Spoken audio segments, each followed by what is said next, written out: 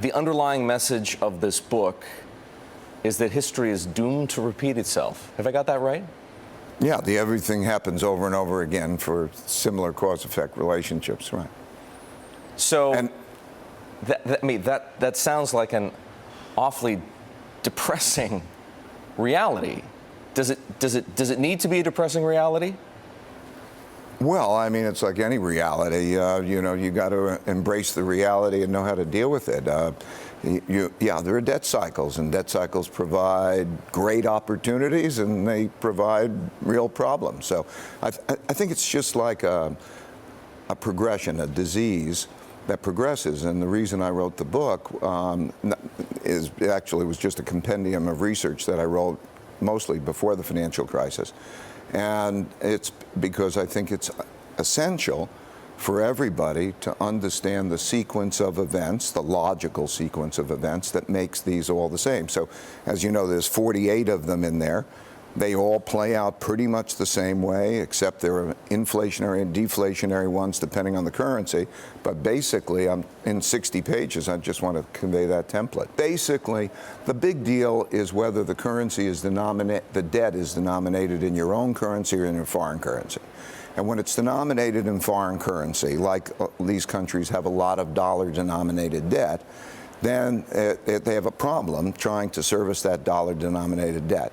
When the dollar goes up and the money they're earning is in local currency, then they don't have enough cash, and then they get into that spiral, and as a result of that, they have to print more money, the currency depreciates, and it happens in a very mechanical way. Most of the countries don't have reserve currencies, don't have the debt denominated in their own currency, and as a result, most of their crises are of that sort. What happens is, then it depends on what the monetary policy operates like, because the question will be whether those who are holding those currencies will receive an interest rate differential that will compensate for the depreciation in the value of the currency. And so the central bank at some point, sometimes through IMF support or sometimes through that other, just a tightening of monetary policy, has to create an interest rate that will offset both the inflation rate and the depreciation of the currency. And knowing how that mechanically happens is the means by which you can identify the bottoms in those currencies. Let me just explain that in a minute. 1929 to 1932, we had a debt crisis and interest rates hit zero. Not 2007 to 2009, we have a debt crisis, it hit zero. Then in both of those cases, there's only one thing for central banks to do, and that is to print money and buy financial assets.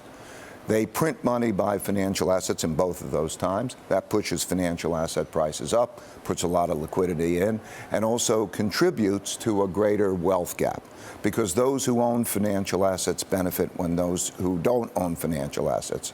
As a result, in both periods of time of the wealth gap, and the economy not improving for a large segment of the population, we have populism. So the last time that we would say when was populism popular, it would be in that period of time. That populism issue is an important issue.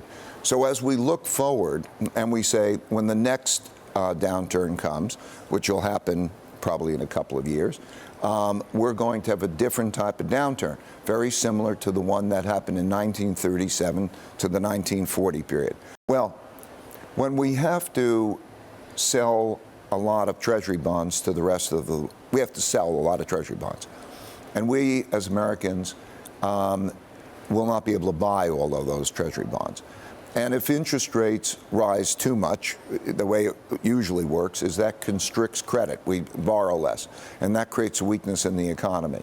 So instead, because we'll sell to foreigners, from a foreign perspective, when they look at it, they care not about inflation, they care about currency depreciation when they look at the interest rate.